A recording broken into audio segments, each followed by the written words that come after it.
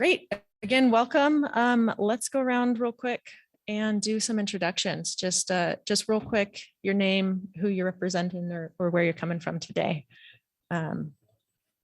So real quick, I am Allison Thompson. I'm the executive director here at Yuba Watershed Protection and Fire Safe Council. All right, let's go. Jason Vermillion with the Forest Service, Plumas National Forest, Fire, Fuels Management, Grant Seeker, Fund Finder, Data Inputter, Forest Service. Art Craig Mill, Dobbins Fire. I'm Frances Ankers. I'm a local resident and here concerned about my area is in a fire danger zone. Kathleen Blanc, Canterville Community Partnership. John Stone, Yuba County OES.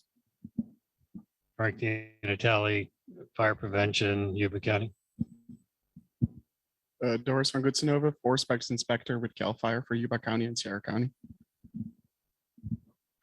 Jim Mathias, CAL FIRE North Division Operations. Landon Hack, CAL FIRE Battalion 14, Smartsville. Beverly Files, Lamarica Fire Safe Council, Education Outreach. Gary Files, Yuba County RCD, Oregon Peak Lookouts, and Watershed Council. Nick Knipe with Siller Brothers. Fantastic. I think we have jumped over to Zoom. So I think, Nick, we heard from you. Thank you. Let's, I think it worked like we did last time. I'll just go through who I see on the screen here and we'll call on you real quick.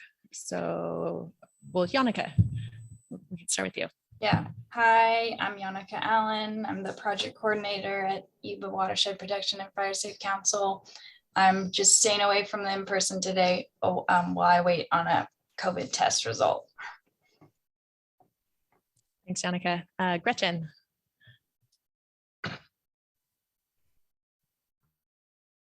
You're Gretchen, you're muted. There you go. Gretchen, we still can't hear you.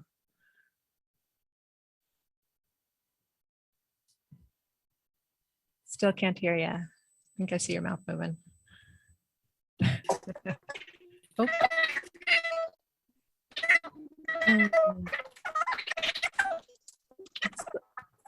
No, it's a little, it's the mouse voice again. Okay, we'll come back to you, Gretchen, while you get that figured out. Sarah? Good morning. My name is Sarah Baggett. I'm with Yuba County Office of Emergency Services, and I'm the Emergency Operation Planner. Great. Creighton, looks like you're next. My name is Creighton Avila. I'm a project manager with the Yuba Water Agency. Great. Thanks, Creighton. Amy Kelly. Good morning. I'm Amy Kelly. I own a fuel production company located in North Lake Tahoe called Eureka Mill Company. Fantastic. Thanks for being here. Chris. Hi, Chris Dallas here with the Sierra Nevada Conservancy. Great. Hi, Chris. Hi. Let's see. The squares are shifting around a bit, but Kara, looks like you're next now. Hi, Kara Olson with Camptonville Community Partnership. Thanks, Kara. All right. I think we got those folks. Dwayna. Hear that? Hello, I'm Dwayna Edens. I'm the bookkeeper for the Fire Safe Council. Thanks, Dwayna. Debbie. Yeah, good morning. Debbie Azeltine Nielsen with the Yuba County Resource Conservation District. Hi, Debbie. Welcome. And I'm sorry, I can't totally read from here, but I think it says Shireen. Good morning, Shireen Marizi with Camptonville Community Partnership, working with ACT and the new Challenge Community Resource Center. Fantastic. Welcome, Shireen. Thank you. Great. Well, and last but not least. Curtis Canfield, Alcove Community Center and social media for Fire Safe Council. Fantastic. Thank you, Curtis. Allison, is this any better? Yes, Gretchen, we can hear you now. Okay. Awesome. Oh, story of my life. I'm Gretchen Cup, the president of Yuba Sutter Domestic Animal Disaster Assistance. We set up shelters for dogs in the event of a disaster. Fantastic. Glad you're here, Gretchen. All righty. Well, thanks everyone again for being here. Let's take a look at the agenda. Does anyone have any additions or comments they'd like to add? Just real quick, hearing none. I do want to, before we move on further, I do want to make a quick announcement. Yannicka and I and the board, we've been talking a little bit about changing up the meeting schedule a little bit. I think I mentioned it briefly last month, but we talked it over a bit. We'd like to make these meetings a little more accessible to some of the community members who might work during the day and aren't able to attend at 9:30 in the morning on a Wednesday. So we are going to try alternating morning meetings and evening meetings. So as our test run, next July is going to be an evening meeting. We are not going to have it at 9:30 a.m. Instead, it's going to be same place, same time, not the same time, 6:30 p.m. here at the Alcove. Wednesday, I believe it's the 13th. Is that? Thank you. Yeah. Second Wednesday. So yeah, that'll be our July meeting, an evening meeting. Next morning meeting here will be in August. And we'll see how July goes and see about continuing that schedule further on into the fall. I know it just can get a little challenging during the summer months for I know some of our agency folks, especially. It gets really busy during the summer. We always hope it doesn't, but it does. So yeah, we'll plan to keep the partner reports kind of light. I know a lot of you attend as through your work, and that might be a tough time to make it. So we're not expecting everyone to be able to make it, but we really just want to be able to bring more community members in to interact with Fire Safe Council and all the great folks here. So yeah, that's the news there. I'll mention it again at the end of the meeting, and we'll definitely have a lot of reminders out on the email list and such, just to make sure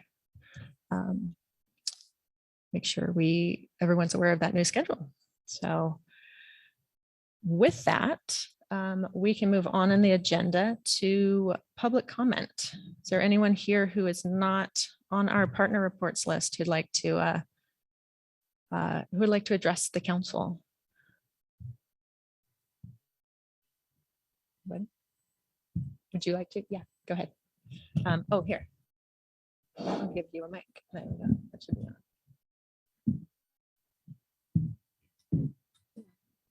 My name is Frances Anchors and I'm a local resident. I live in an area that is a fire trap. No articulated truck or ambulance or fire truck can come in Manzanita Lane. And I just wanted to bring your attention to an article that was published in 2016. It said, one area of concern is a portion of the southwest corner of Oregon House, accessible only by a single road and power lines of the Yuba River Canyon. And this poses both an ignition threat and a barrier to aerial firefighting efforts. And I'm here today to let you know my concern that I think where I live is another campfire waiting to happen.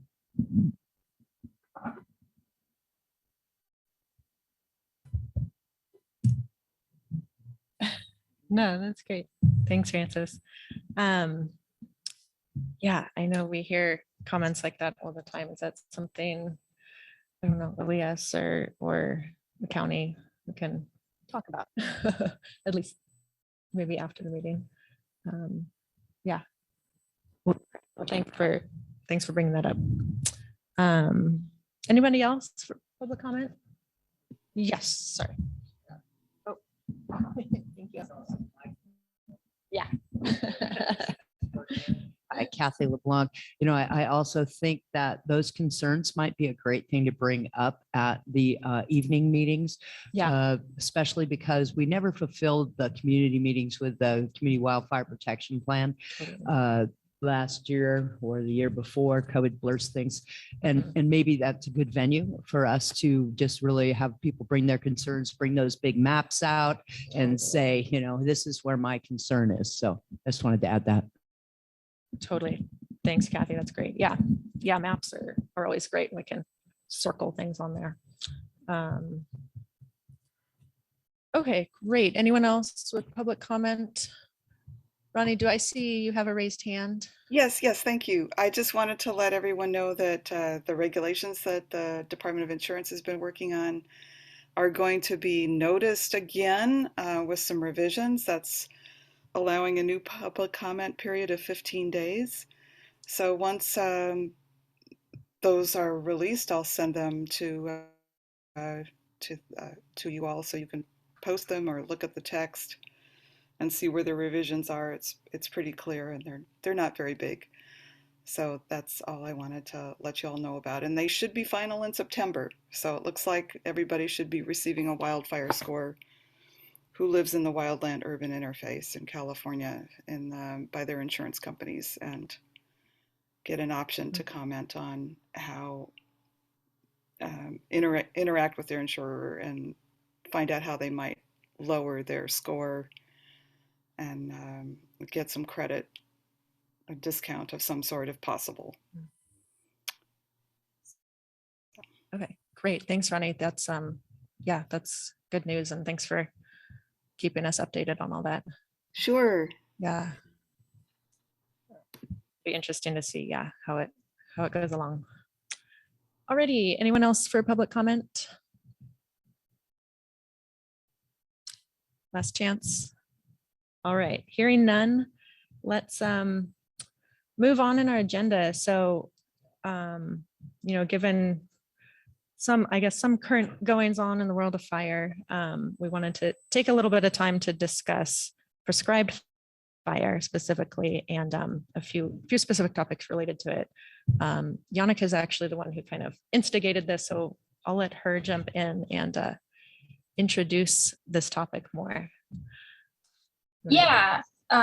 So the reason why this seemed really timely, many of you may already know, but on May 20th, the Forest Service Chief Randy Moore announced a pause of prescribed fire operations on the National Forest lands while the Forest Service conducts a 90-day review of protocols and practices.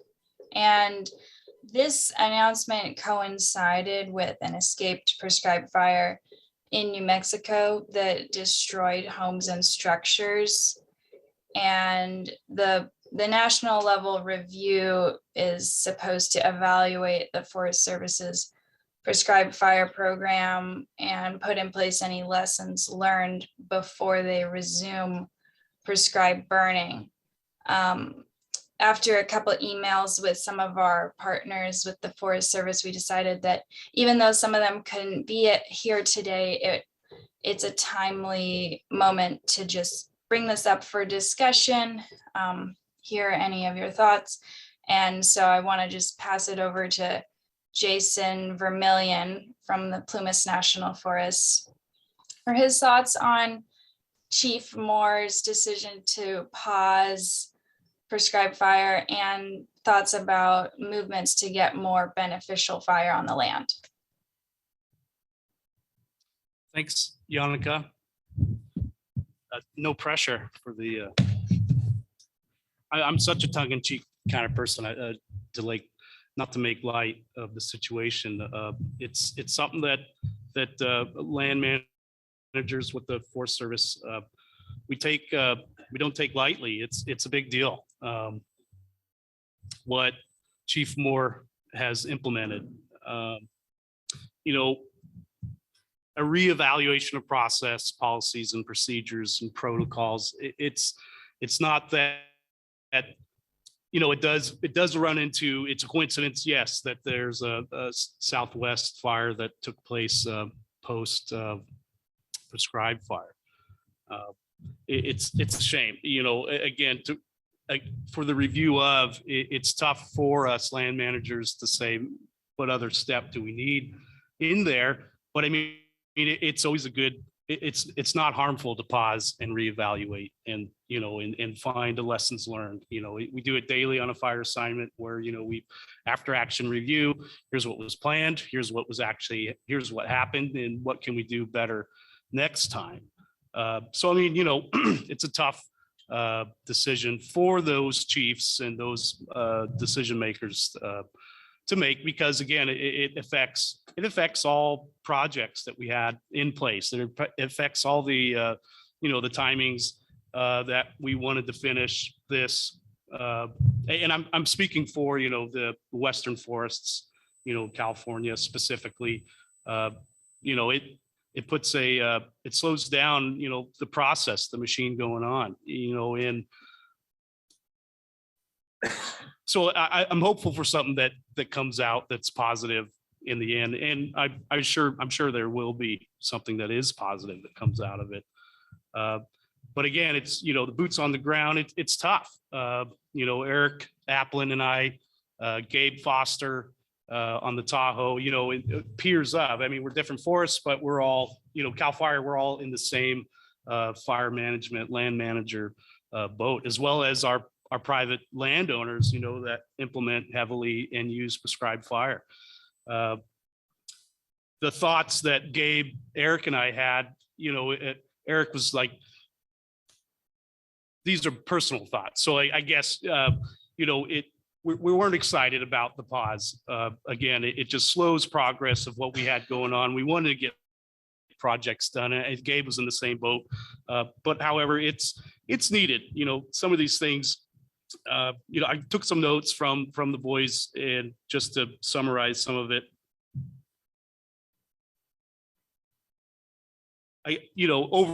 Overall, it's a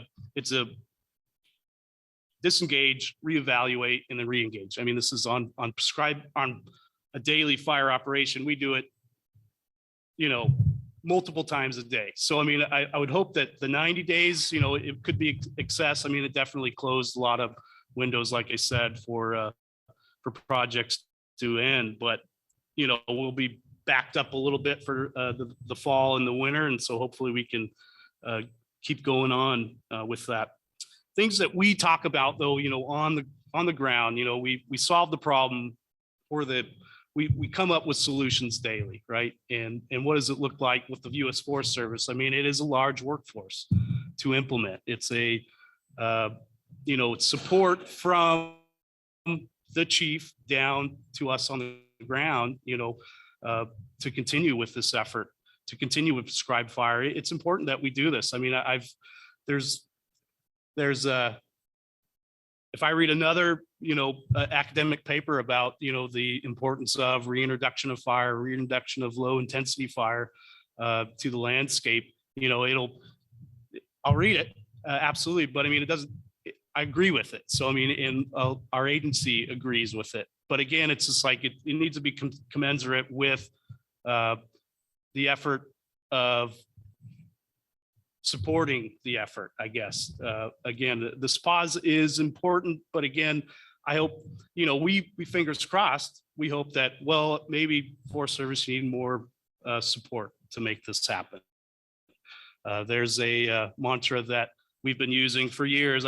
Gary's heard of it, I'm sure, in the past, but I mean, increase pace and scale for that prescribed fire effort, and we believe in that.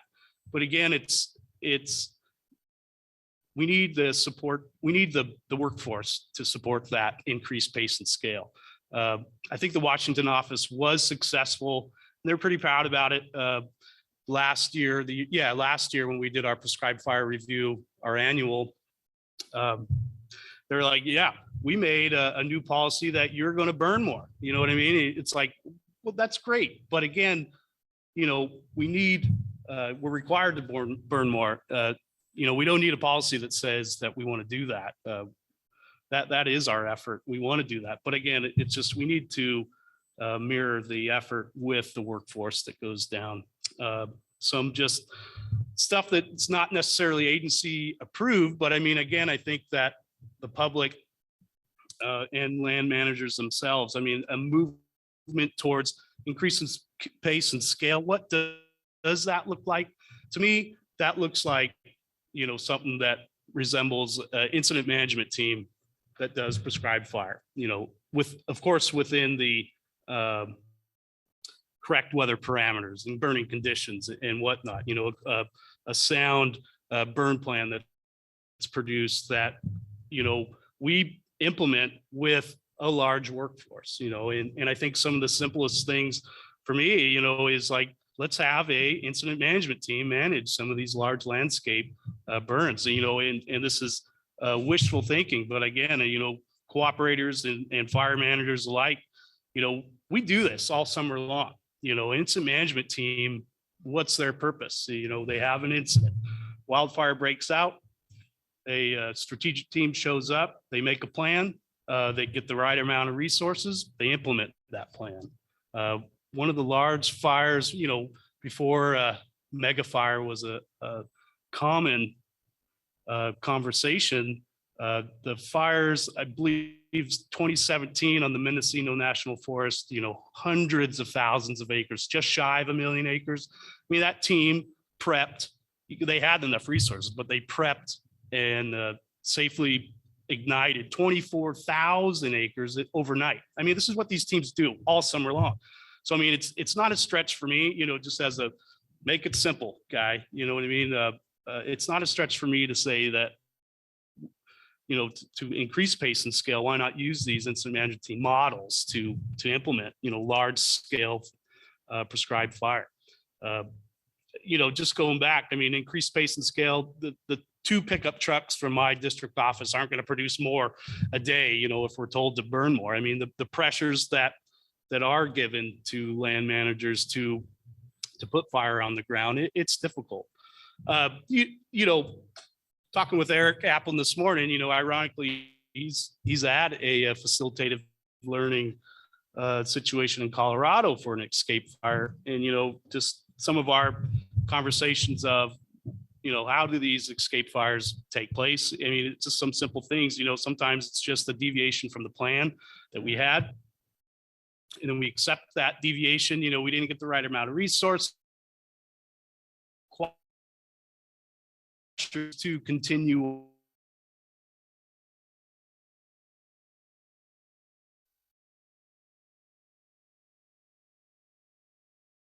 are that sometimes our burn plan doesn't match reality.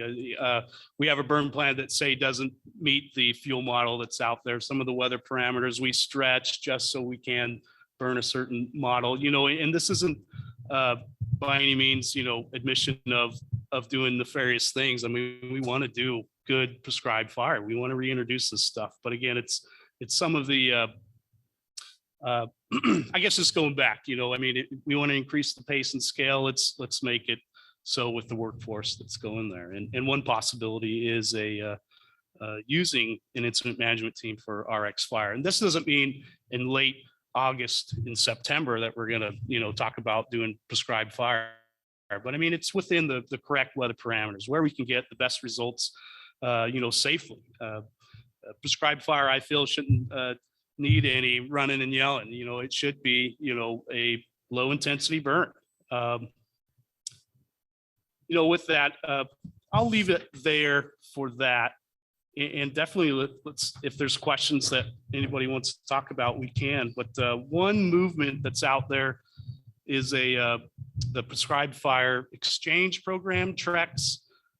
It's a movement that taken place Oregon, that I know for sure, Oregon, California. I believe it's moving around, but this is an effort to start changing the culture, the shift in culture, the perception of fire. You know, this isn't, you know, fire can be destructive, it can be bad, but also the right applied use of fire is is also important. And what Trex does is it focuses on, it's a group that wants to prescribe fire, want to apply fire to the ground in a safe, effective manner. And it not only works on public lands, but it's also working on private lands.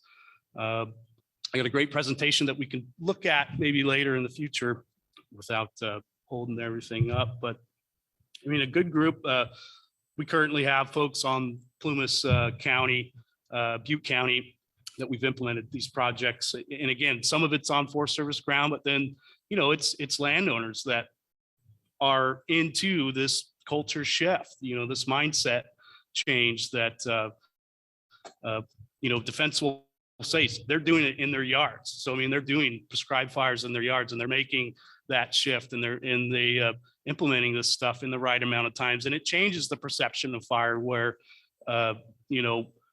based on fire conditions at the time, and, every fire doesn't have to be turned in. You know what I mean? It's just like, there's positives in this movement. So, yeah, again, I mean, one of the slides in the presentation shows that counties below, I believe that Nevada County has one, Plumas, Butte, Yuba County doesn't have a prescribed fire.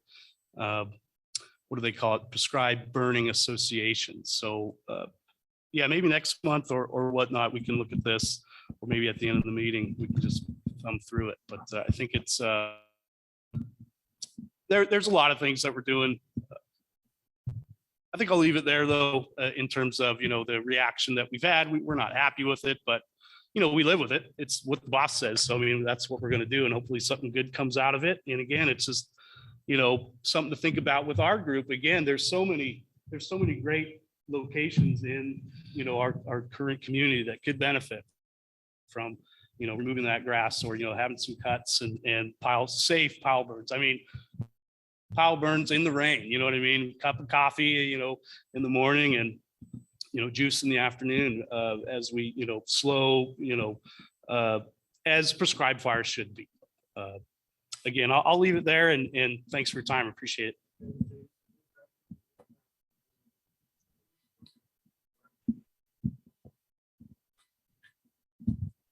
This is nothing new. We had numerous times. One of them was another prescribed burn in New Mexico that burned into Los Alamos, where there was some mistakes made. Yep. Normally, that's what they find is somebody cut a corner, didn't follow the weather conditions. So this is nothing new. Things have come out of it. Hopefully people improve and start paying attention to the burn plan and following the burn plan as closely as they can. Right. Thanks. Yeah. Ironically, I sat through a presentation with that burn boss in a training, and that was a fire in 2002.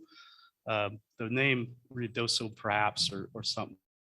But that burn boss, I mean, he does describe, the pressures to continue with what he didn't plan to have. So yeah, thanks, Gary. Kathy LeBlanc here again. I just wanted to add one thing. I was at the Scale Conference last couple of weeks ago, and that's all lands. It's a Sierra California all lands enhancement. And there were some great presentations done by Native Americans. And one of the quotes that stuck with me is that the wisdom of prescribed fire, that she said that, our government has been doing this for about 175 years, managing the forest, right? But the natives have been doing it for 20,000 years. So there's a lot of wisdom that can be gleaned from Native Americans about how to do this. So I just thought that the 175 years versus 20,000 years sort of speaks to volumes.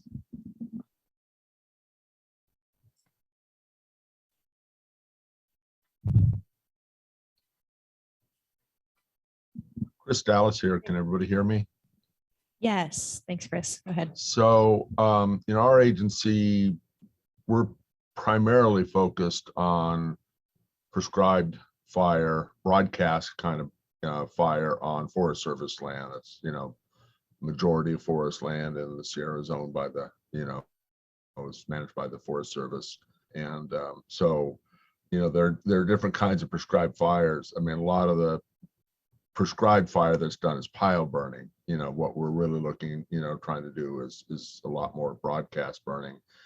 And, workforce is an issue, especially when, staff is called to fight fires rather than manage them. But the real problem that we're running into is burn windows. There's just so few times where you can do large scale burning, and it's hard to know when those are coming up. So we have a project up at French Meadows to do burning with the Tahoe National Forest, and we're really hoping to do burning up there in the fall.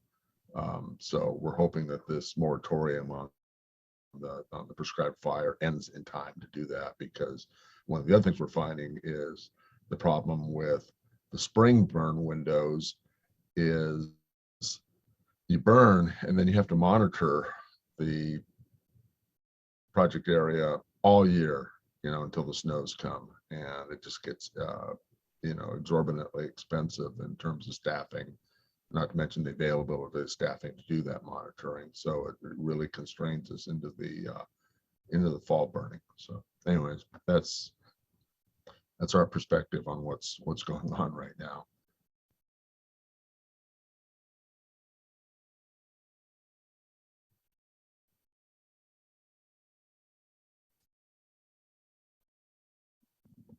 You hear me in the back? So yeah, Chris, good points. It's something that we do. I think all land managers do when they do prescribed fire is, struggle with that, with the available burn windows. I mean, don't get me wrong, Clean Water and Air Act, really good acts that we did back in the days. But I do think that, we know the difference though of a community in structure smoke. I mean, it's bad smoke versus, just dry material, vegetation. Anyways, yeah, good points with that. But the bottom line is climate change is changing, and we're big supporters of tribal ecological knowledge, but the climate is changing in ways that there is no experience with, and the opportunity for burning just get narrower and narrower and narrower. Right. With again, our great air quality managers that we have, something that we haven't been able to implement is, to get past those good folks is, over 200 acres a day of burning. I mean, it's a drop in the bucket. Yeah, when we're trying to do 17,000 acres of burning up at French Meadows over coming years, and again, it's just, I think the most we can get done is a couple hundred acres every couple of years. Right. So I mean, it's also a shift, I think, with with these good folks that what's acceptable during the right times, and it's a tough thing. I mean, it's these focused events that we've had in these last few years, these triggering events that, I mean, that's what causes some of these great, policies or whatnot that do help the public. But I mean, these large mega fires, these destructive fires, I mean, this is where the public does come in, and demand, the presence of lawmakers that, things need to change, for the better. So thanks, Chris.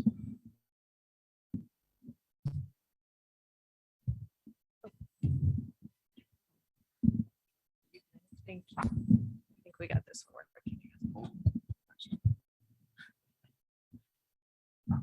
Jason, I was just wondering if in the course of the notes from the meeting, if you could reference an article on the Trex program you were talking about, to give some background for those of us that aren't familiar, so that we're kind of got some background before you maybe get into it another time. Yeah, you bet.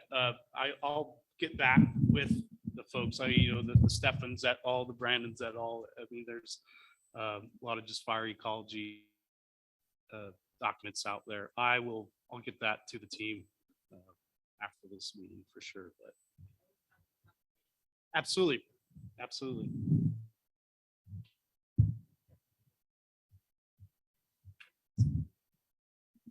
I just wanted to throw in real quick, you mentioned about there not being a PBA, a Prescribed Burn Association. Yuba County, I've talked to folks with what do they call themselves, the Yuba Bear Burn Cooperative.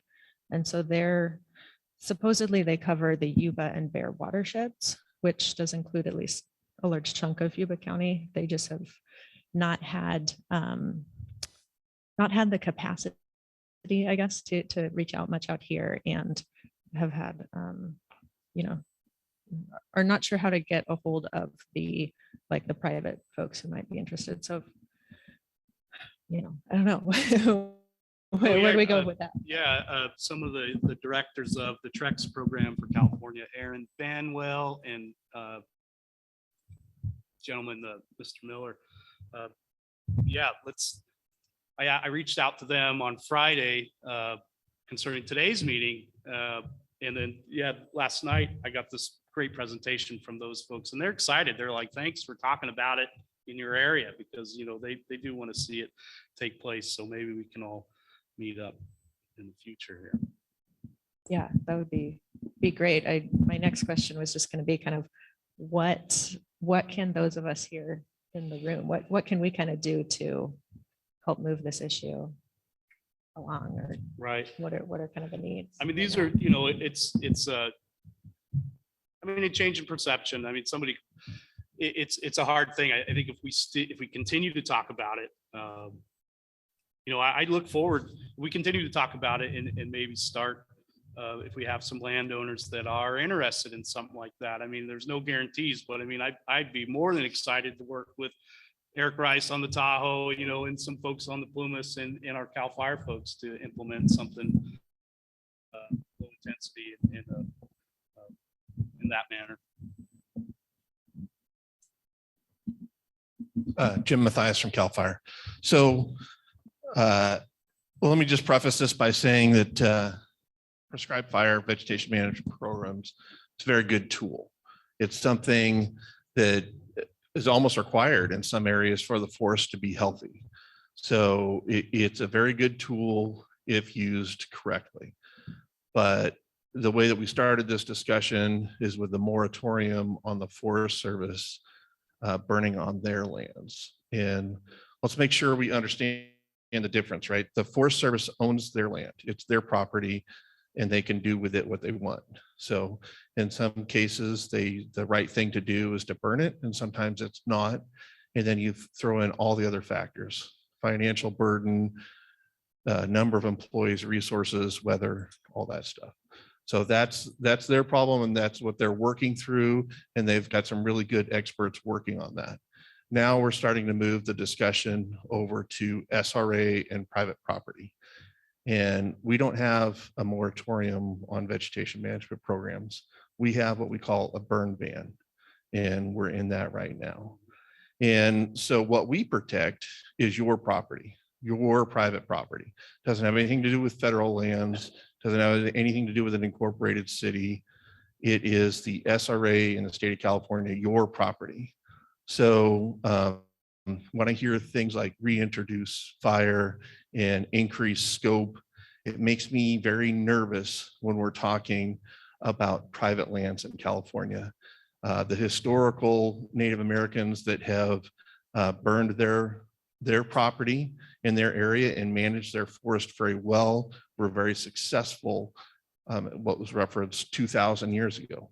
None of those people bring their historical knowledge to the people that are currently living. They also have a very different landscape. Our wildland urban interface is clustered with your homes, and prescribed fire, if done at the right time of year in the right locations, is a very good tool.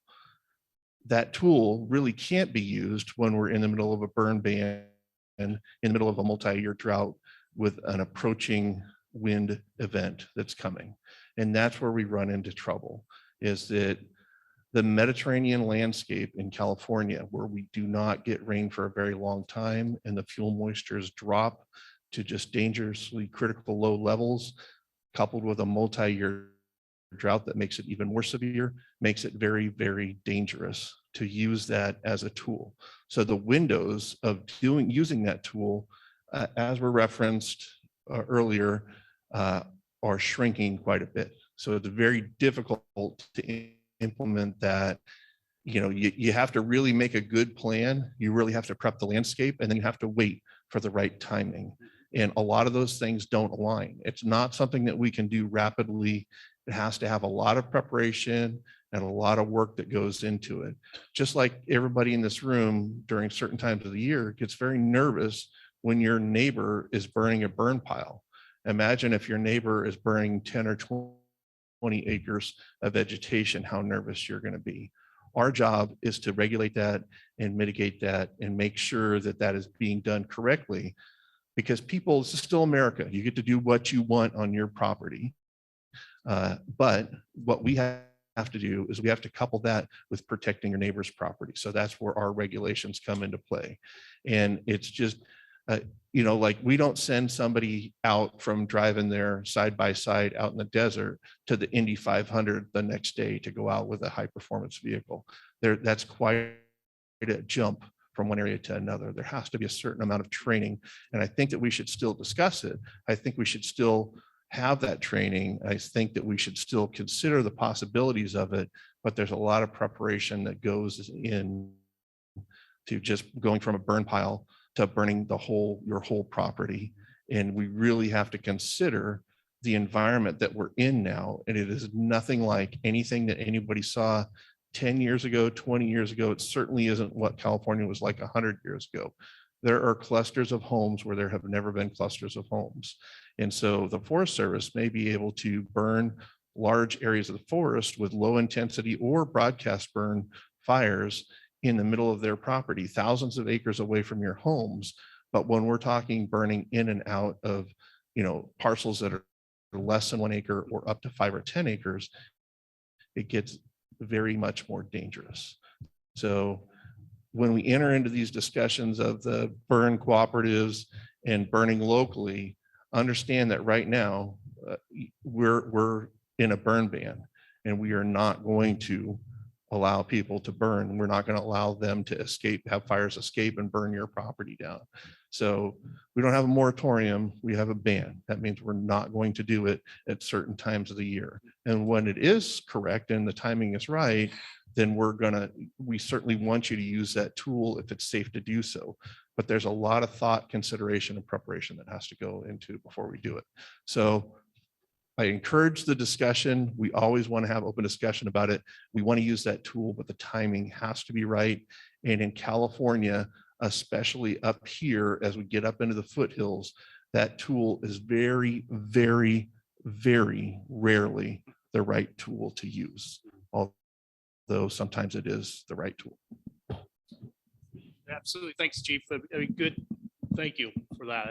It's a good point to make with public land, what you good folks are in charge of. Definitely good points. And again, I mean, also it's a good point. I mean, it's in the right timing, you know, of course, when fire is acceptable. So thanks, Chief. Absolutely right. Debbie, I think I see your hand is raised on Zoom. You have a question? Yes, I do actually. Jim brought up a really good point regarding prescribed burns on private land.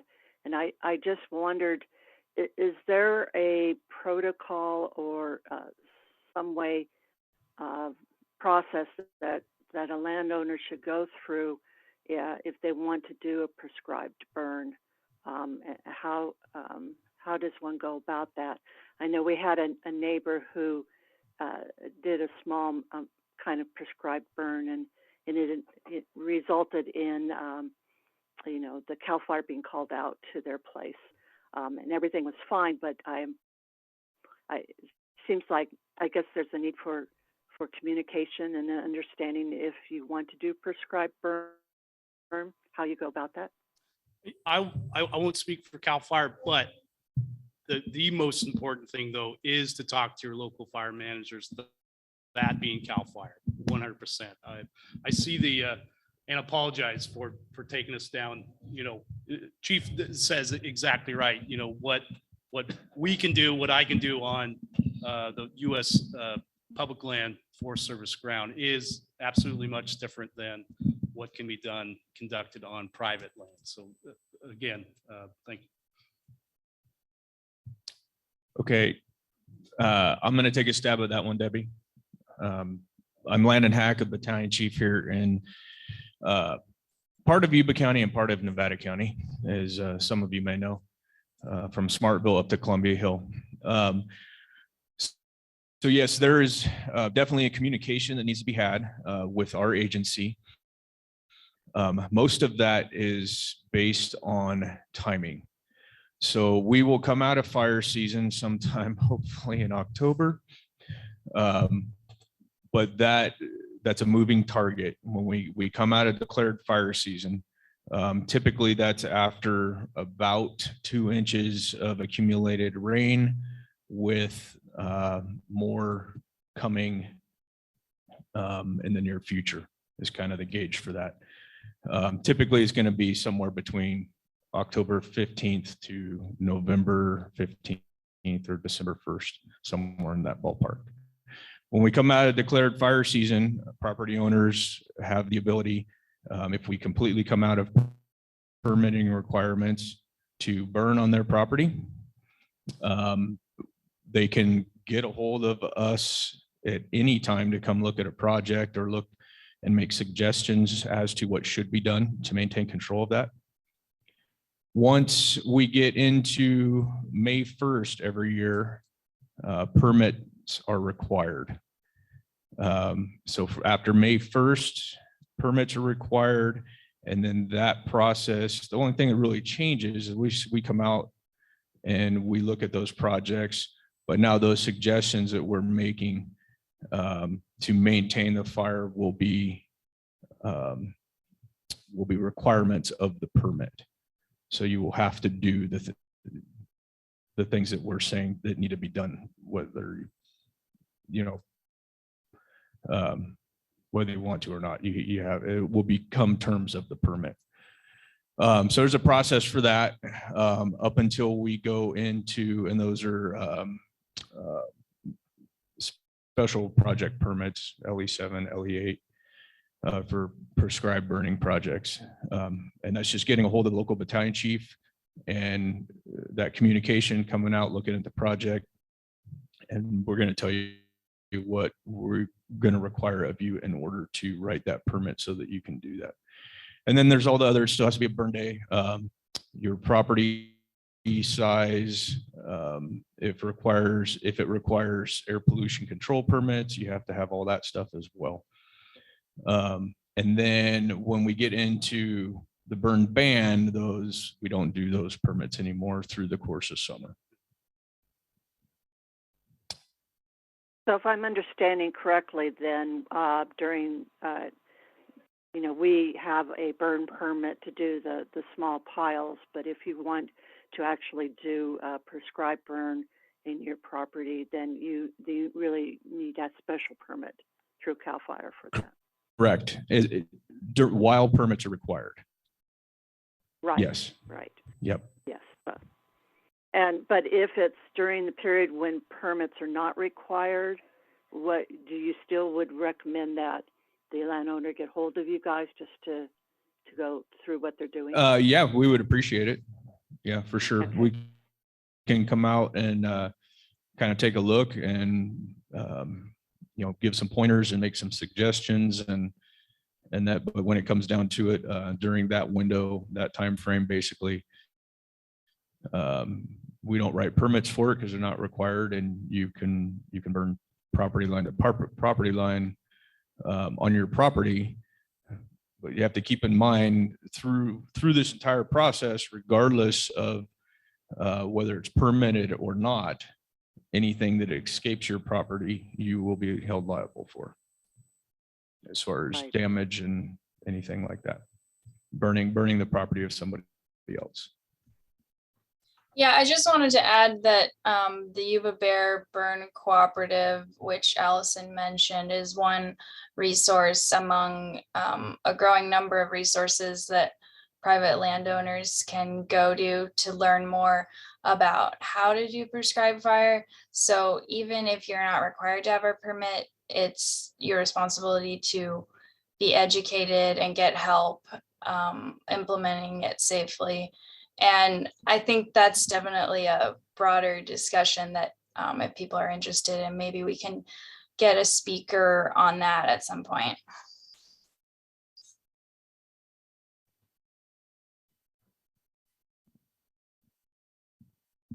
Yannicka, this is Debbie. Yes, I think that would be a good idea. Great. Well, thanks everyone. This is a great discussion going on. I want to make sure we have time for everything else in the meeting today, but are there any other final thoughts? Folks want to wrap up or anything? Final questions? Sorry to kind of come into the meeting late. I had other meetings going on this morning, unfortunately. My name is Mario. I work with Cal Fish and Wildlife. I don't know whether you guys recognize me, but we've been doing a lot of work along Marysville Road and various other places. And we just hired a number of seasonal staff that are going to be continuing to work with reducing additional fuels in the area. We have set up we're in the process of getting them chainsaw certified. And as part of that class, we're actually going to do that class in Yuba County. And we're looking for the use of a room in the week of August 15th so that we can use an AV projector or something else to kind of do the classroom portion of it. I've reached out to the Loma Rica Fire Department, but haven't heard back yet. If there are folks that have a room that we could use for this purpose, I think to the benefit of the greater community, that would be super helpful. That way we can be as close as possible to the actual site where people will learn how to cut versus, learn some of the theoretical parts close by so they can combine fields and the theoretical part. So again, I'm looking for a place where we can host maybe 15 people or so in the room. If you have something available, it'd be helpful if you could reach out to me. And additionally, I just put it in the chat. We're trying to hire a forester too, which is someone who is specifically focused on fuel resiliency on state lands and beyond. If you have context of folks that maybe have already, maybe interested in something like this or would fall in those classifications, but may not want to work for Cal Fire because we're not responding to fires anymore. We are not anymore. We're not responding to fires in our agency. Then please forward that link on that I just put in the chat. So those are the only two questions that I have. Thanks for allowing me to kind of ask this here in the last minute. Great. Thanks, Mario. I think we were actually just kind of wrapping up just a discussion on prescribed fire, but if that was your partner report as well, that works. we can if you reach out to the Alcoof Center right here, is there a phone number? We can, yeah, we'll put some info in the chat for you. Appreciate it. Alcoof Center would be a great place to host up. So, all right. Any last thoughts on the prescribed fire topic before we move on? Last thoughts. Awesome. Well, thanks everyone. Thanks Jason for kind of bringing this up and talking with us, and everybody for sharing your thoughts. It's definitely something we want to continue to talk about. Whatever we can kind of do to help support these efforts and keep the discussion going, get people more comfortable with that kind of work. So. All right. Well, thanks everyone. Let's keep moving on to our partner reports now. Top of the list. We're back to you, Jason. Yeah, no pressure. Here we go.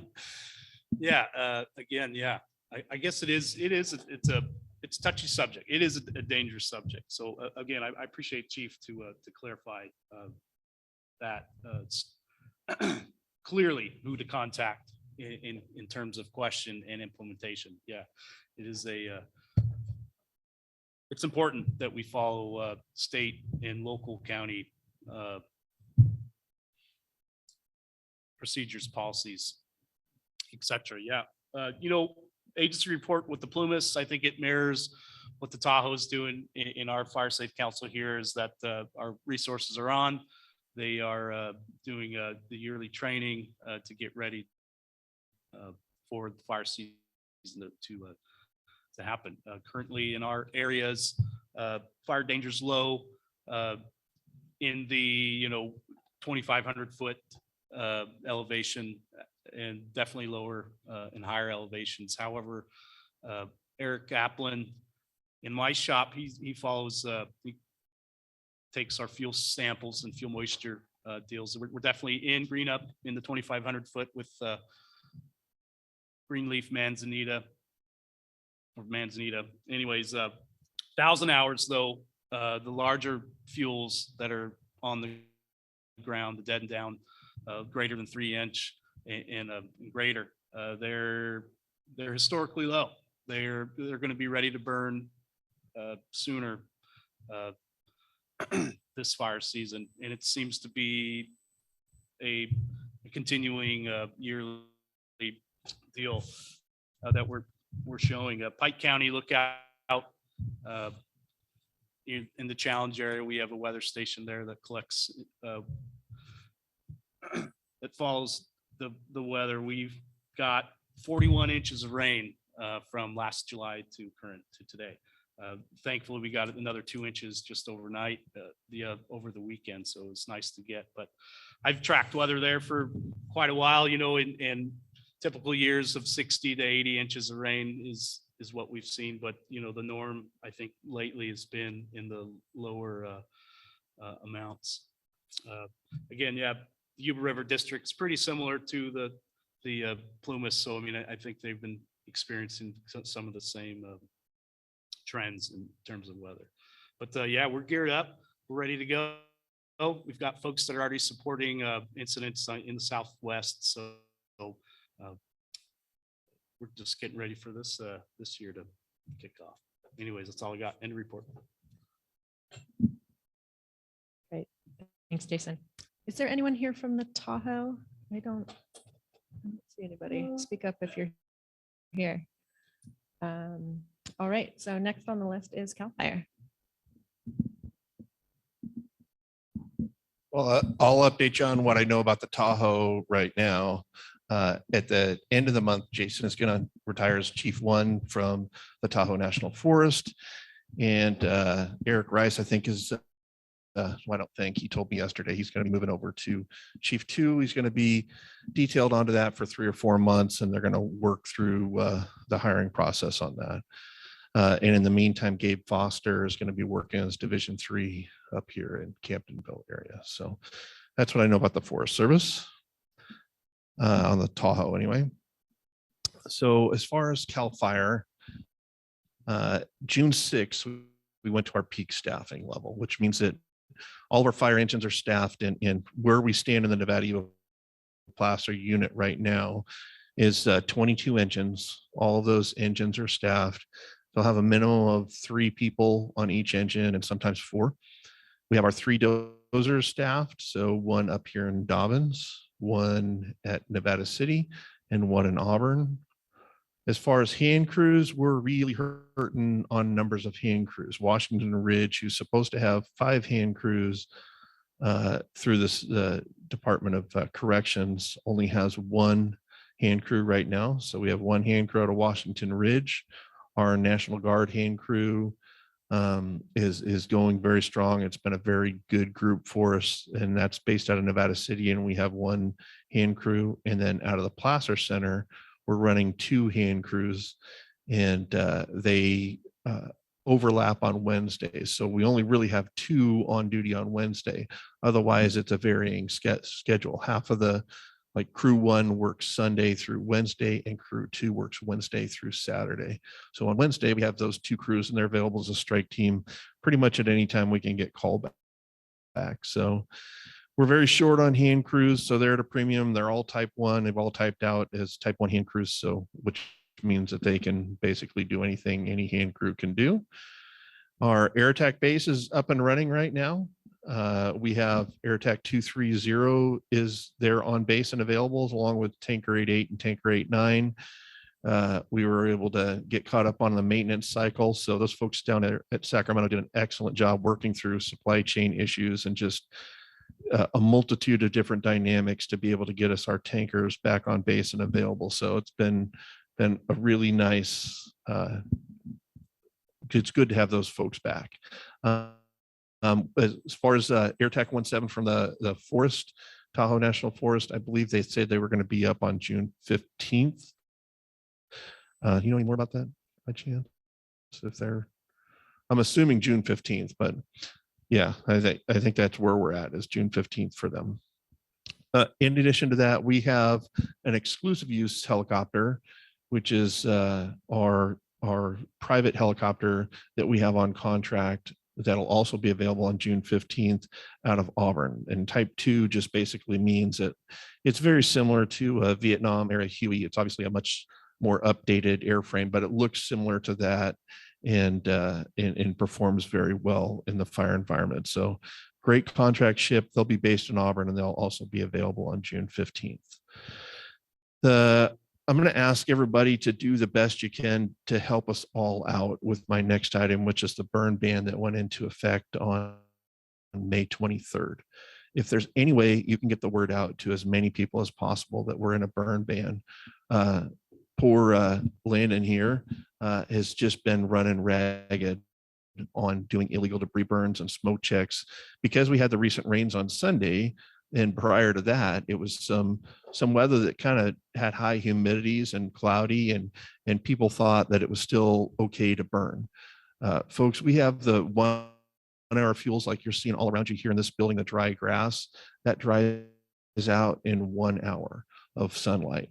So even though you may be able to stick a shovel in the ground and you'll come up with some moist dirt, the stuff that's above the ground is very dry and very receptive to a hot day. We're going to be possibly into red flag warnings this weekend and certainly be somewhere near 100 degrees this weekend. So we are dead in the middle of early fire season, and we need to be very careful with our debris burns. And so that's why we're in the burn ban. So you probably won't see another burn day until, like Landon was talking about, the end of fire season, October, November, after we have those couple inches of rain. So if there's any way you can get the word out to your neighbors, people just, they're not trying to be malicious. Nobody's nefarious. Well, I shouldn't say nobody. Most people are not. Most people are just trying to do the right thing the wrong way. And they just aren't educated that we're in a burn ban and it's very dangerous to burn still. So ask your neighbors, get the word out, tell them that we're in a burn ban. It's not the right way to get rid of those fuels right now. We can chip it, we can move it to green waste, we can do all those kinds of things, but not burning it until we get some good rain.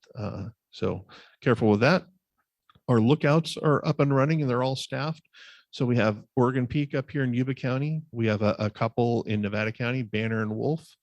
Those are up and running. The funny thing about Wolf Mountain, they came in service, and 10 minutes after they came in service, called in a fire that beat the 911 and were able to activate our response prior to a 911 call being received. So that program is just very successful. And then we have just a great batch of volunteers that run that. And then Mount Howell is also up and running in Placer County in the Colfax area. I'm sure that we'll hear about it a little bit later, but fire prevention grants are out. You're going to talk about that? Okay, so I'll let you cover that because, we know none of us got as much money as we wanted, but I will tell you that all of us in the Nevada Yuba Placer unit, including Chief Estes, our unit chief, and our unit forester, Steve Garcia, fought very hard to get you as much money as we can. And not every county got money, not every grant got filled, but we saw the severe need in this area and the good work that you folks are going to do with that money. So congratulations. I'll let you talk about that, but I would tell you a lot of work went into that. There was a lot of conversations. So we're super excited about that. Outside of you, Nevada County got a couple of grants. They got one for Woodpecker Ravine. They got one for evacuation planning, and then the Fire Safe Council in Nevada County also got like $1.5 million for green waste removal as well. So with all that, I want to try to end on a little bit of a happy note. The activity for this year compared to last year, as far as fire and acres burned, from January 1st to June 5th of 2022 in the Nevada Yuba Placer unit, we are down 17 vegetation fires, which is great. But the even better statistic is we're down 268 acres burned from this time last year. So all good news. And you have anything, Lena? Of course. All right, that's it for us. Great, thanks, Jim. Yeah, thanks again for your support on the grant too. Like you said, I'll talk about it in a minute, but yeah, we're super appreciative. And as well on the burn day, getting the word out, or sorry, burn ban, right word. Yeah, we can definitely do that, get that out on our Facebook page. And if you guys have any language, like, I don't know, on your social media or something that we can certainly. Okay, cool. So we can, sorry, just check up on that. Awesome. Will do. All righty. Any questions before we move on? Questions for CAL FIRE? All right. So next up on the list, we have Department of Fish and Wildlife. Mario, I think, just jumped on real quick and gave us his report earlier. So it looks like he has hopped off already. All right. Next up, I don't see Supervisor Fletcher. Correct. All right. OES, you are up next. John Stone, Yuba County OES. So May 19th, conducted our Prepare Fair, approximately 500 attendees, pretty good turnout.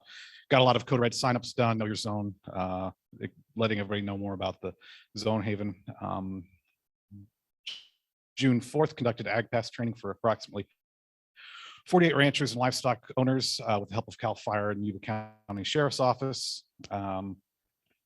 The evacuation tags, we figured out who the printer was. So we're going to start looking for funding for that, getting more, making sure we've got a good stockpile of those.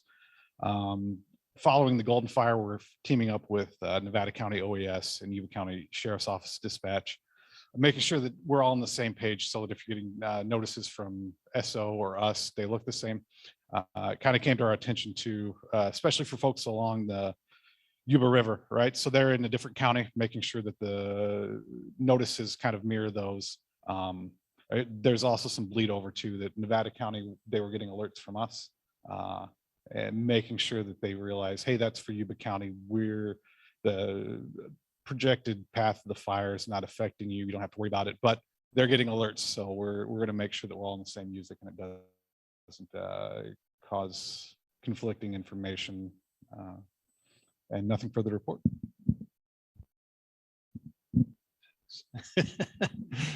Frank DiNatale, Yuba County Fire Prevention. Still kind of settling in. Met with RCD. Yuba County Water Agency, I've met with them, kind of got some projects going on. Allison and I had a good meeting last week. So just kind of keep moving forward and make everybody safe. One big project coming up is right down the road here on Marysville Road next to the post office. Yuba Water Agency is putting in their power agency headquarters. It's 3 buildings. So that project is moving forward. There's been a couple of hiccups, how much water flow for the sprinklers inside the buildings, and got an email yesterday that they're going to have a couple large fuel tanks there and 6 to 7 1,000-gallon propane tanks inside the building. So I imagine the water flow and water tanks and stuff is going to have to go way up on that part. So hopefully keep everybody informed on that.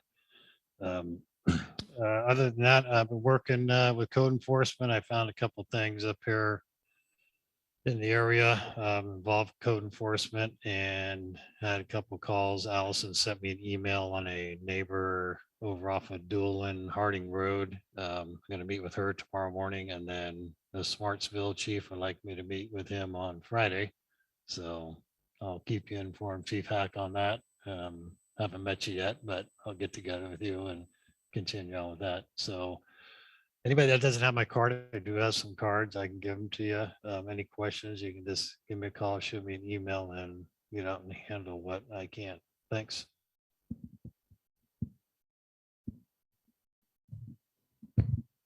Great. Thanks, Frank and John. Sarah, did you have anything to add? Did you want to jump in? Are you good? No, but thank you for asking her. Great. Thanks for being.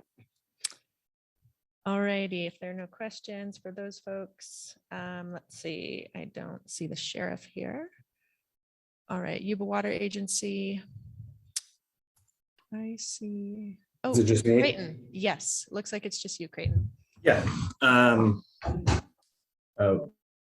When it comes to things in regards to funding, currently, we just went through our latest grant cycle. Another one will happen in the fall. Other than that, no real updates. Joanna's not. I don't know. I don't have any updates on the work with Blue Forest currently. Any updates on that? But I can get that over to you, Allison. Working with Joanna to give you an update on what's going on with that. No, just helping to move the cause forward when it comes to giving grants and things like that up in the watershed and down the valley floor. Great, thanks, Creighton. Yeah, we'd love to get an update from Joanna. It's been, I think, a little while since we've heard from her. Yep. All right, next up, Air Force Base. I don't see Tony here. All right, moving on. Gary, it is your turn. Lookout Tower RCD. What do you want to do? Oh, let me get the- It's coming.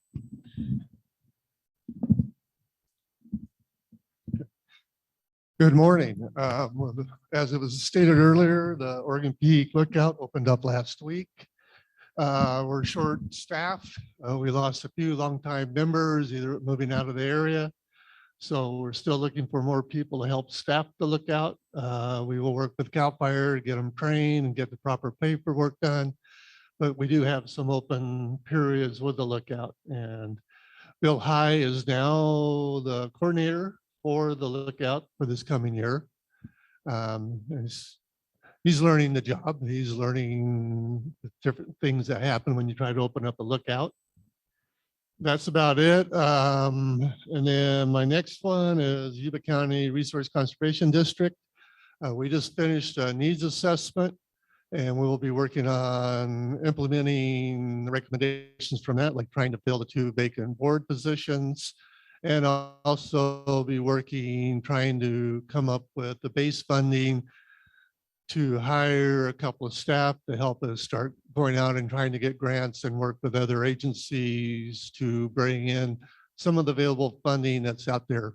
The other thing, we're also continuing to work with the Sutter RCD to clean up the junk piles down in the orchards and the lower elevations through a Cal Recycle grant.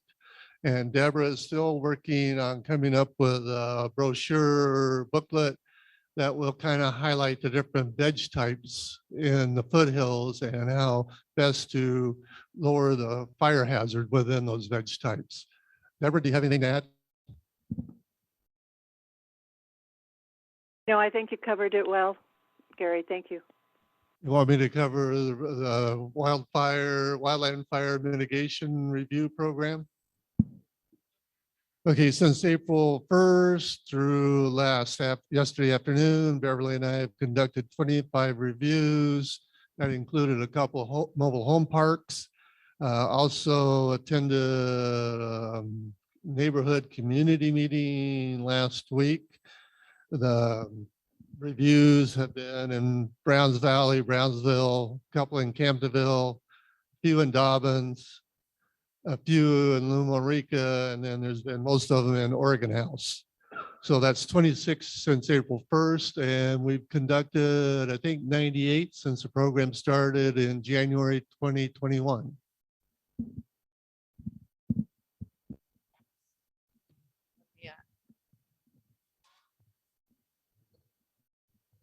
This is Art Craigmore, Dobbins Fire. Just an update. We got a call from Station 60 yesterday saying the tank at the tower was empty. One of our tender drivers is filling it up today.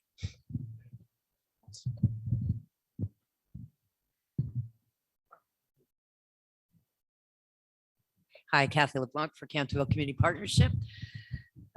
Um, As most of you know, we had one of those scary fires in Camptonville about 3 weeks ago. It burned to about 25 acres. I think everybody in the whole town was at the ready set spot. Some folks actually did have to go.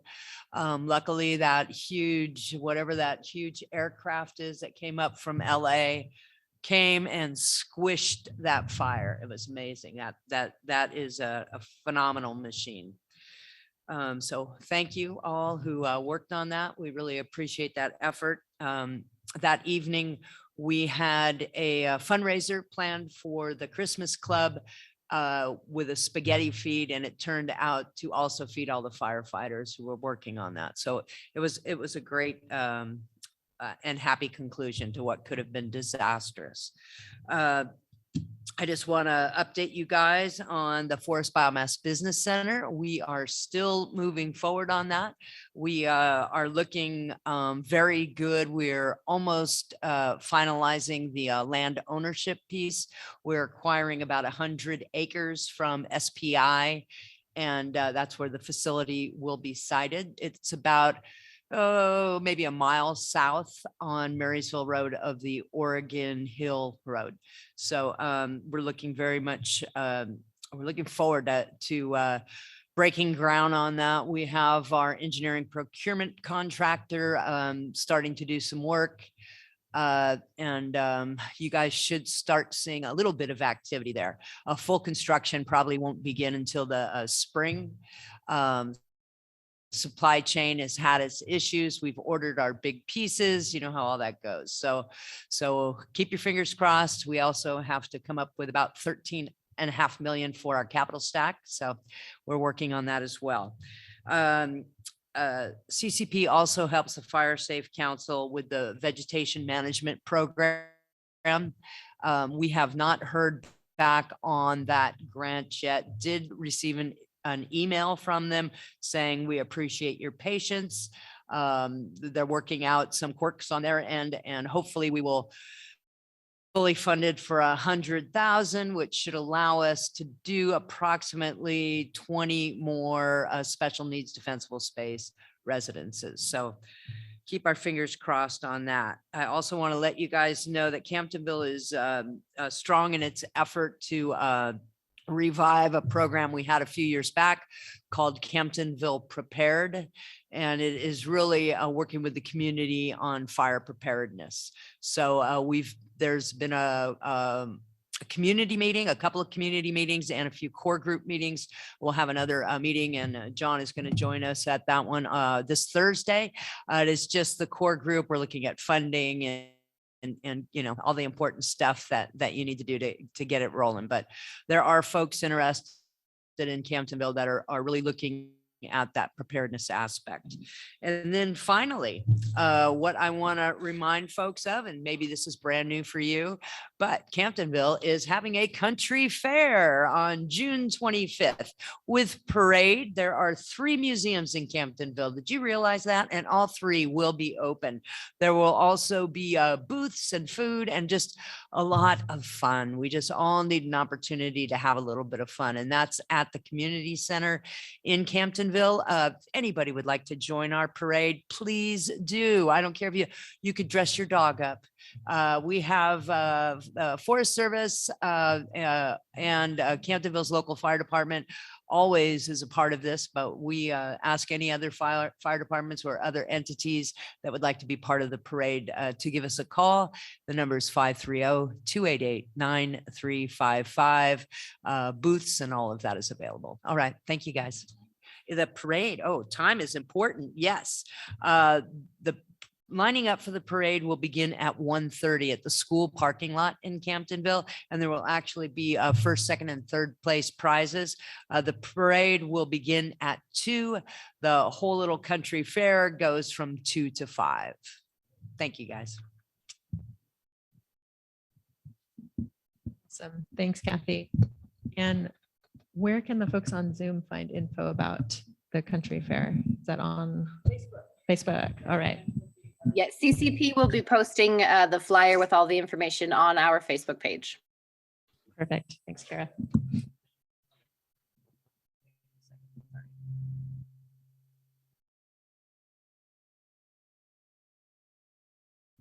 Sorry, getting feedback there.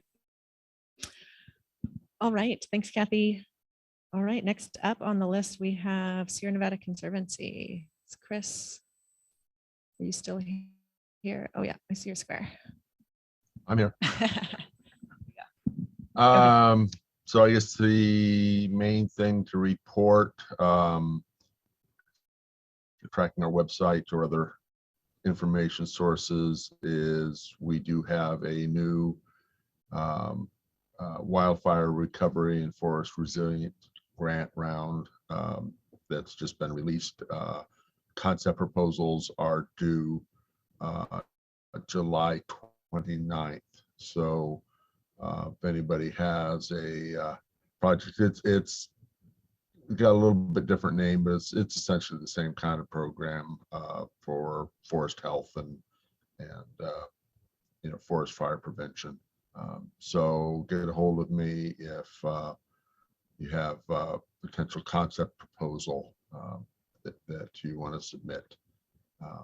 And bear in mind that I'm available for a few days, and then I'm kind of out the rest of June. So, but I'll be back on July 5th. All right. Thanks, Chris. No one have questions on that? All right. Moving on. And I have an 11 o'clock meeting. I got to switch over. So bye, everyone. Great. Thanks for being here, Chris. Perfect timing. Yeah. All right. Next up, I do not see SPI here. Is that correct? Or Chai? All right. So next up is Silla Brothers. Nick, you're still here? Yep. Can you hear me okay? Yep. Loud and clear. Okay, so we finished our Oregon Ridge fuel break work recently and did another little piece closer to Bullard's Bar. We're looking to get another 60 acres done of just mastication or biomass work. Our problem is finding a home for the materials right now with the fires. All the fuel plants are pretty well stocked. So just got to find outlets.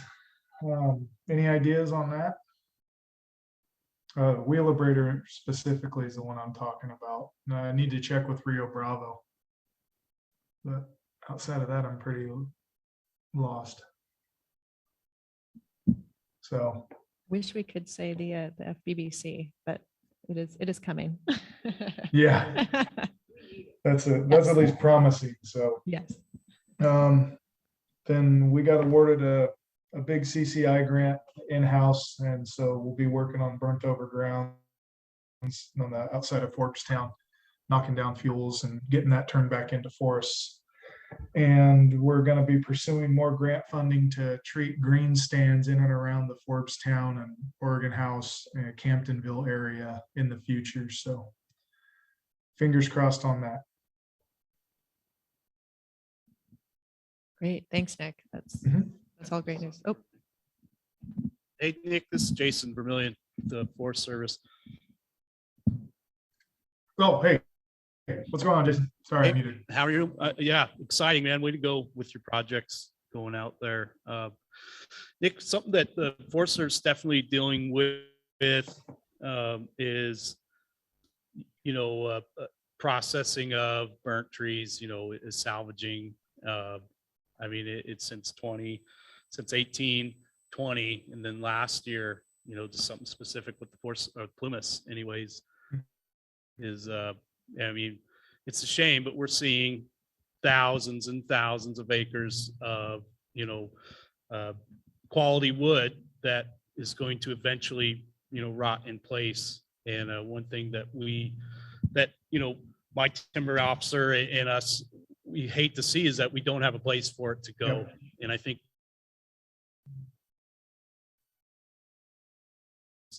the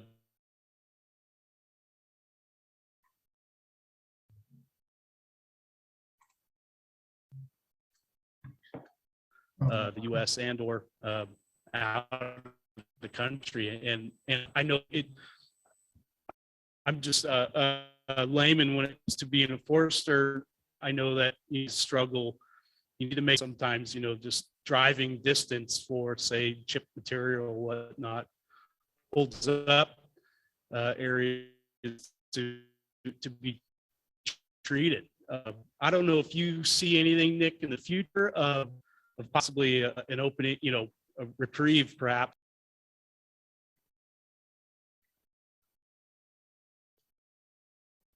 Yeah.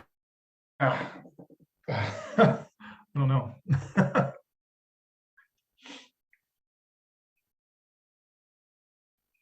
Did my sound go out?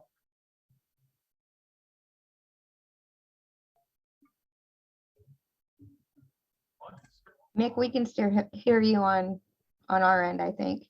Okay. Yeah, I'm having internet issues at the moment. I think we all are. Nick, again, sorry. Just I don't know if you see a reprieve in the future for possibility of places for burnt material to go, you know, good salvaged material. I don't know if you see something in the future of a reprieve of that. Thanks. Yeah, at the moment, I don't really see much. I know up in that Dixie Fire footprint, there's a guy right now, he started a small mill. He's doing dimensional lumber and then sending it to be pressure treated, but he can't take like sugar pine and all that stuff, but he's taking pine.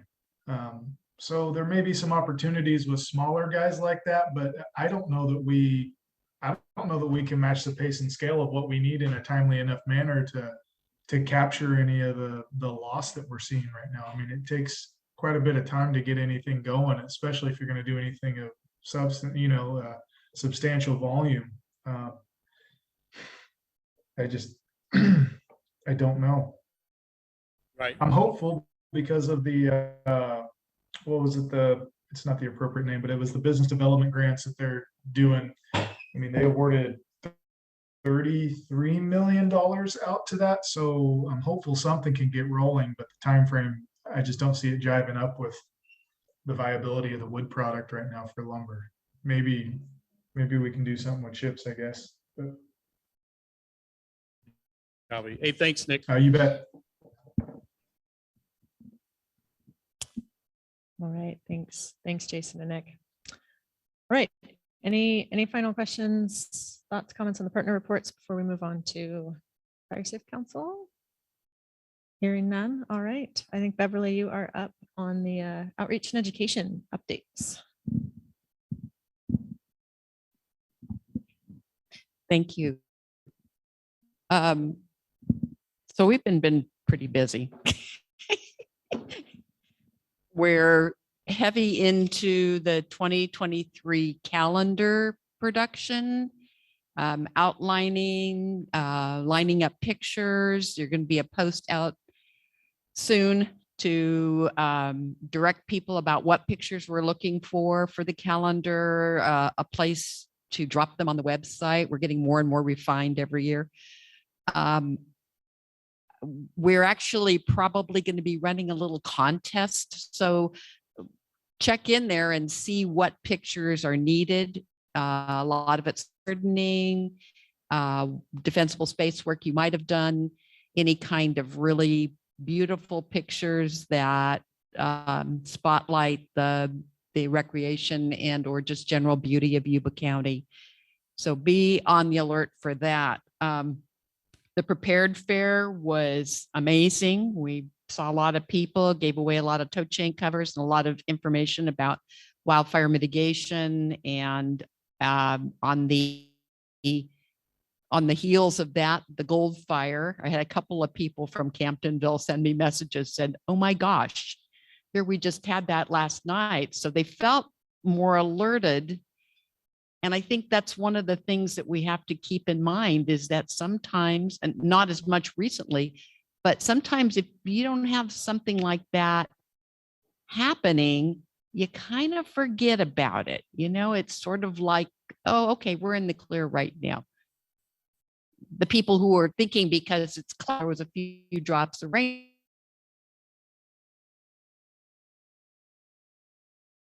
Just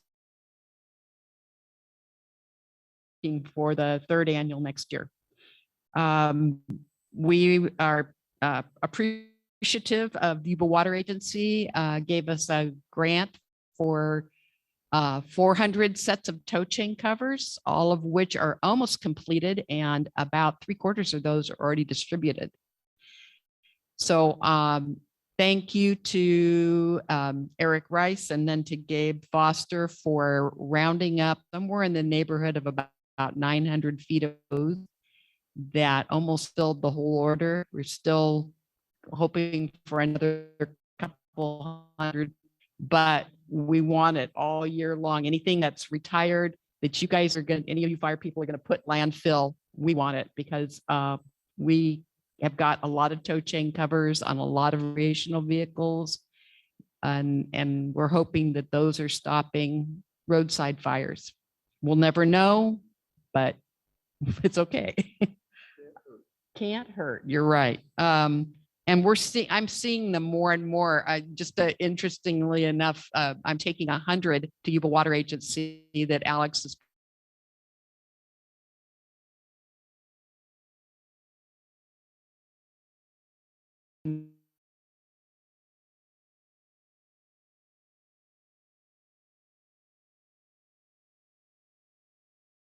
there at the ranger station. So that fire hose is really getting repurposed and out of the landfill, saving some fires.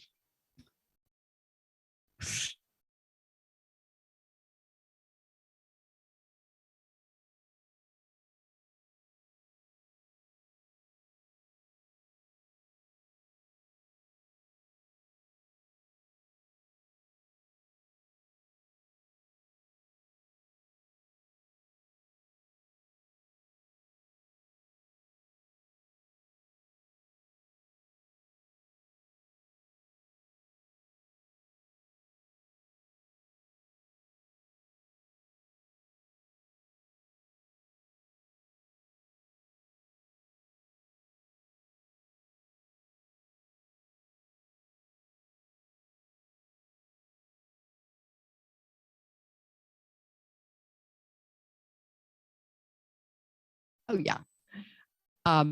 So, but we do need more volunteers to do things like placing the hose in different places, picking it up, cutting, banding. So if anybody's interested in volunteering, let me, I guess that's about it. Yeah. Again, Yuba Water Agency gave us a $4,000 grant, and that'll go out to, and that covered 400 sets of tow chain covers. So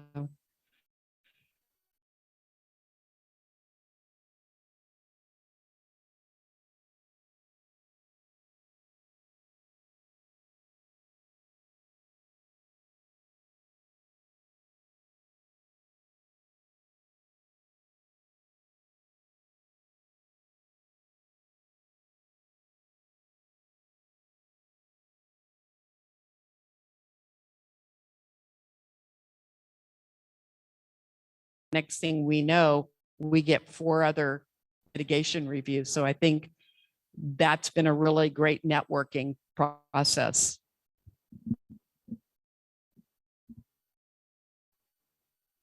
All right. Thanks, Beverly. And folks on Zoom, I want to apologize for having some internet issues. It looks like in and out. So bear with us. We have no control right now. We'll continue to talk into the mics, even if you disappear, just in case you can still hear us. Oh, Beverly, anyone say, oh, hey, I have a great picture. I want to send you, Beverly, for the calendar. Anybody?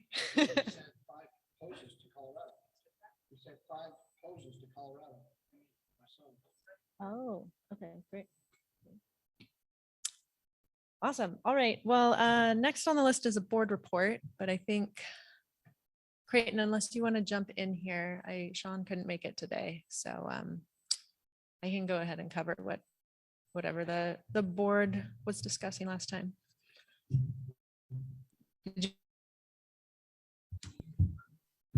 Okay. Sounds good.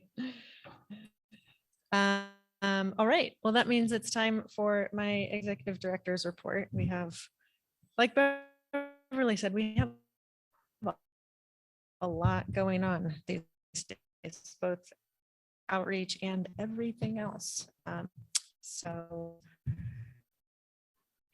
my list. So actually, first off, this is kind of a board thing as well.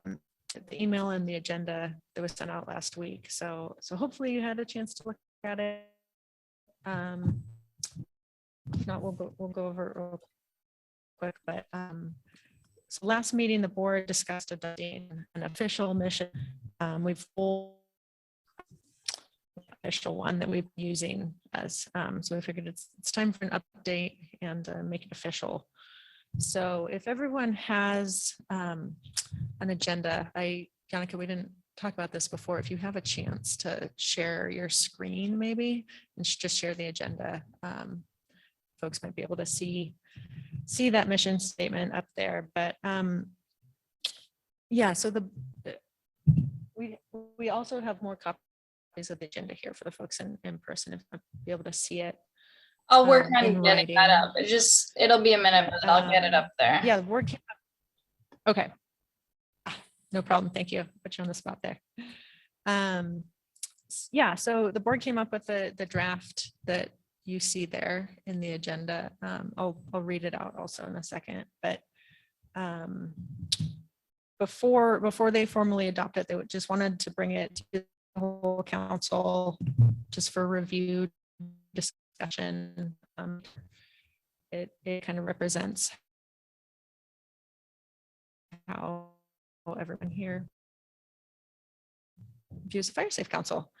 Right, well, I will just, if anyone needs a copy, we can get you agenda copy right there. But it basically says Yuba Watershed Protection Fire Safe Council facilitates collaborative planning and implementation efforts that focus on building wildfire resilience in the wildland urban interface by educating and empowering residents, supporting community level mitigation projects, and protecting and restoring the integrity of our natural resources.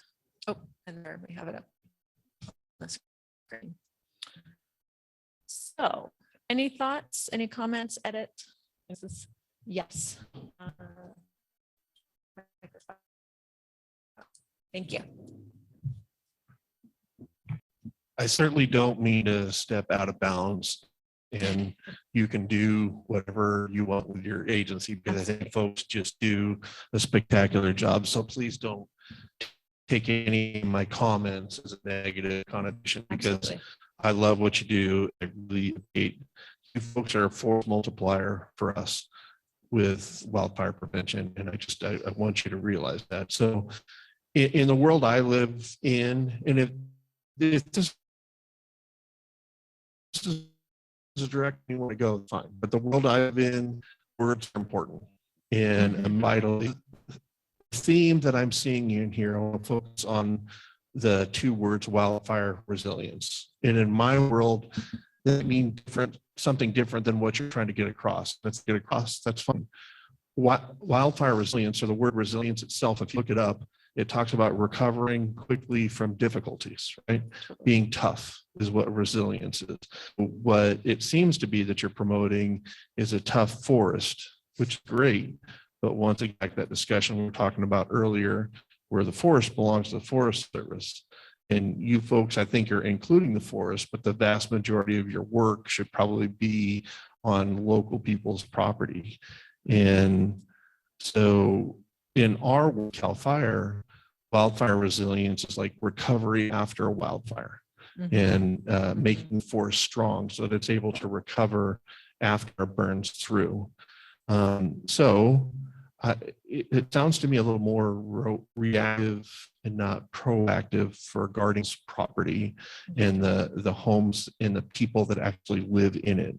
And to me, I would look at other fire councils missions towards like defensible space will be in there, home hardening, evacuations, that kind of stuff is included in their mission statement. And so once again, if this is the direction you're going, that's fine. There's absolutely nothing wrong with that. I just want to make sure that the words that you're saying, you're educated on what the definitions are. And I hope you're not trying to say one thing and go down another route. So there's my comments. No, thanks, Jim. That's a very great point. I think, yeah, maybe what we're going for is something more along the lines of like preparedness, or, I mean, we certainly want the community to be resilient if there is a wildfire, but yeah, you're right. Kind of our focus is that pre-time. I kind of like that. We'll see. Not sure if we're going to have time or have board members for a board meeting today, so we'll discuss it certainly next time. But yeah, is preparedness, do you see that as kind of a better word there, wildfire preparedness? Or I think the main thing we were trying to do there by not explicitly saying like defensible space or home hardening, like you're saying, is to maybe not limit ourselves in that regard, because maybe there's something else in addition to home hardening and defensible space and everything that we could list. So if something, yeah, totally. So, we're building resilience.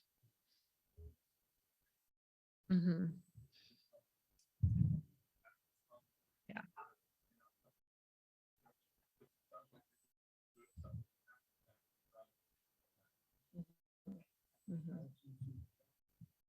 So in the chat, landscape and community resilience. All right, I'm taking notes on all of these. We'll kind of discuss them all. But yeah, agreed, kind of making sure we're not just being reactionary, because that's certainly not what we do. So, preparing. Okay, great. Any other thoughts and comments folks have? Allison? Yes, This is Gretchen. You might want to say something about various techniques or various strategies, and then mention the ones you want, but that might leave it open to, if something else comes down the pike and it seems a good idea, it'd be within your purview as well. That's a great thought. Thanks, Gretchen. I'm taking notes. Strategies. Anyone else with thoughts? Okay, great. Well, thanks for the feedback. Continue, if you have thoughts later, wake up in the middle of the night and you think, oh, do they need to edit this? Please just get good sleep. Don't worry about it. But yeah, let us know. We'll run it through the board again, and we'll let you know where we go from there. All righty. Thanks, everyone. Now we're moving on to, well, more of the fun stuff. What has the Fire Safe Council been up to recently? So for fuels projects, Jim alluded to it earlier, but yeah, we can now officially say we were awarded $1,499,750, so almost $1.5 million for roadside fuel reduction in the Dobbins Organ House area through the CAL FIRE fire prevention grant. So we're super excited, super appreciative of all of our local folks' support in getting that through. So The grant agreement and all that kind of paperwork stuff will happen in the next couple months. We will be releasing or kind of getting ready thanks to our cost share grant from Yuba Water Agency. They provided $240,000 that'll allow us to kind of get started now with a forester and completing the necessary surveys and landowner outreach. So we're going to get started on that really soon. We're releasing an RFQ for a forester this week. And then, yeah, like I said, we'll be moving ahead, getting ready for that in the next few months around the time we have the CAL FIRE grant agreement finalized. So that's super exciting. Maybe one of the next meetings I can share maps and that kind of thing of where we're looking to go. But it's basically like Frenchtown Road and Indiana Ranch Road, just north of Marysville Road. And then all the private roads in there also. So that's where the landowner outreach is going to be big. It's going to be a challenge, but we're gonna get through it. So because this work certainly needs to get done.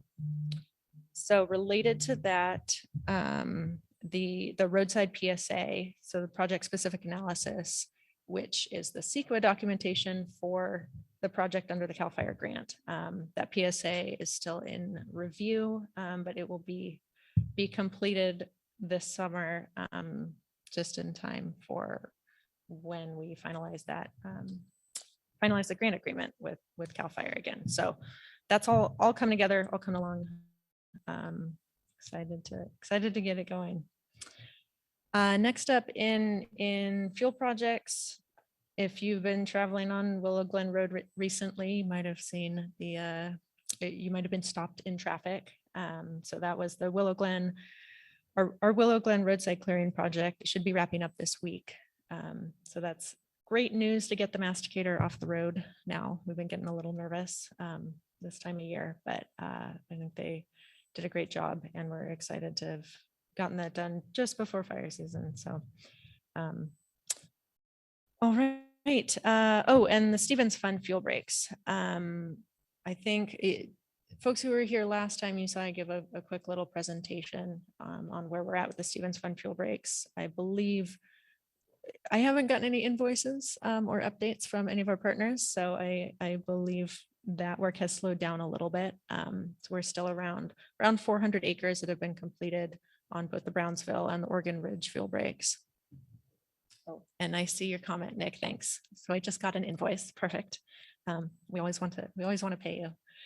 So yeah, and like I mentioned last time, we were awarded an additional $327,000 for those projects. And that is going to go toward extending the Brownsville Oregon House fuel break. So that'll extend it south from the Brownsville area down to Marysville Road, and then also up to the northeast, kind of more through the Brownsville challenge area. So that's exciting. We're working with Jason on getting our paperwork finalized on that, but yeah, a lot of great stuff happening on the ground or about to start. So next up, I have our residential programs. We've had a few more cost share applications come in for home hardening and defensible space for those cost share programs. So far, we've given out just under $9,000 in cost share reimbursements, which is great, but we do really need to pick up the rate of applications because we only have 5 months left to spend the cost share money under the grants that we have. And we have about $120,000 left between those two programs. So I want to encourage everybody who lives in the area or wherever, but you're eligible if you live in the Yuba foothills, get to work and continue to spread the word about our cost share programs. I have a few flyers here. My printer was not cooperating this morning, so they're not super pretty, but happy to share those, and folks on Zoom and everyone, all the info is on our website as well for this cost share program. So again, that is 50% cost share reimbursement up to $2,000 on any home hardening or defensible space work that you do. So, yes. Excellent. That's what we're hoping for. Thanks, Gary. Yeah. Yeah, thanks. Yeah, for folks on Zoom, what Gary's saying is we have had a big surge of wildfire mitigation reviews. And I think due in large part to these cost share programs, and the mitigation review is a requirement in order to be eligible. So sounds like a lot of folks out there are taking some action on their reviews. So that's great. That's what we want to encourage. But yeah, still continue to spread the word. Have some money. Again, we have some money we want to give out. So you just got to do a little bit of work. All right. Kathy mentioned the next one, special needs defensible space program. The only update we have is that they don't have any news yet, but we're still hopeful that we can continue that program this year. The state fire assistance grant, I think a couple months ago, Yannicka had talked about that. We put in an application that was going to cover community workshops and additional funding for our residential chipping program and annual calendar. That was not funded. We just found out earlier this week. So unfortunately, we're continuing to look for funding for those programs, especially the chipping and the calendar. The chipping specifically is now out of funding. We have a small amount of general funds. We can probably do, one, maybe 2 more days of chipping, but that's it at this point. We've been trying a few different funding sources, but none of those have worked out. So that's kind of why we're that and we had a big surge in chipping applications in the spring. So that kind of used up our funding a little faster than we were expecting. And some things didn't quite line up right. So we're still looking for additional funding to support those programs. If anyone has any resources to help support the chipping, let us know. But that one might take a slight pause for now until we can find more money. Hopefully within the next couple of months. I don't want to say it's not going away, just certainly has slowed down. So.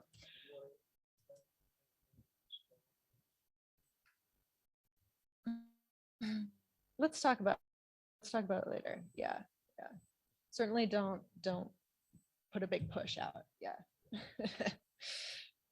Let's see. Last thing I have on this list too is with the wildfire mitigation review program, we are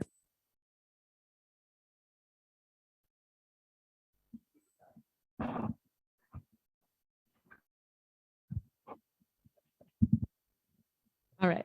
How's that? Talking too much. Okay, that's what's going on.